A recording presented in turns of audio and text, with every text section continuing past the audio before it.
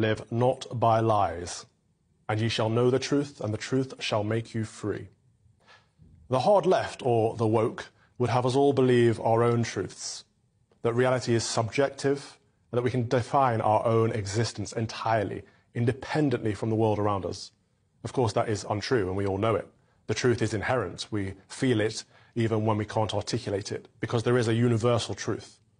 However, these lefty liberals have persuaded us that we can create our own realities, and worse still, force everyone else to live in them. But can we really, or are these just fantasies?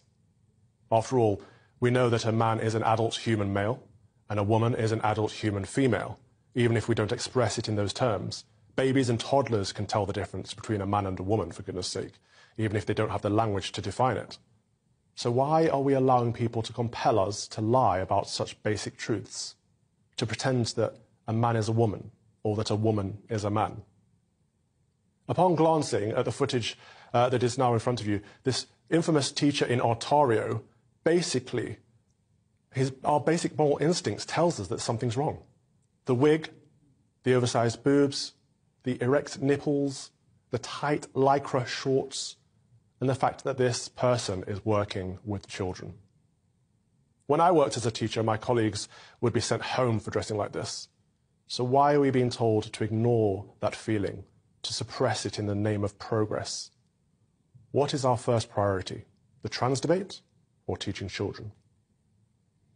Here we have a man dressing up as a woman. That's the first red flag. He's wearing massively inflated pretend boobs, the second red flag. Lycra shorts in school, the third, and fake nipples that give the impression of being erect. 4 major red flags there. And that's before addressing the problem of health and safety with all these prosthetics whilst operating machinery. Teaching woodwork without PPE and all of that. Do we really want children to be taught this misogynistic impression of a woman? This fellow is exploiting political correctness laws to present himself as what is essentially a caricature of a woman, isn't it? It's not a real woman. How is this not gender appropriation? If he presented as an ethnic minority, we'd call it blackface and would frown upon it as cultural appropriation.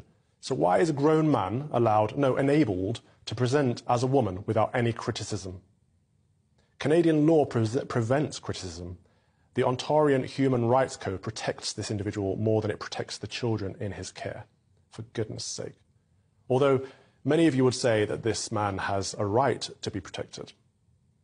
I'm not attempting to target this individual personally, but what he represents. This isn't a man living as a woman. This is a man role-playing an avatar of a woman whilst exposing his nipples to children. What effect will this have on the development of the children in his class? Only time will tell. Where are the adults? The headmaster, governors, parents? Why is no one putting a stop to this, or at least removing their children from this environment? The government is complicit. The school is probably scared of getting sued under these ridiculous laws. And we've been told that it's kind to encourage people to be who they want to be.